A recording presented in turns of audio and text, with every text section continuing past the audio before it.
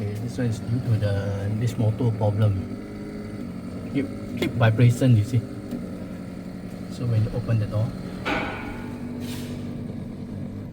and he stopped immediately.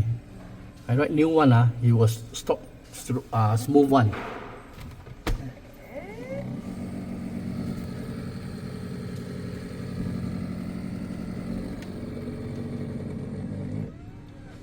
Okay.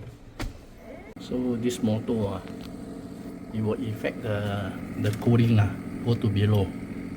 Then from here to below, go to below. Then below also no cold. Totally stop.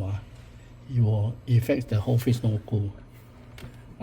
Because the cooling all here, all inside here. This one bring out the cooling. That's why the freezer and chiller then can go.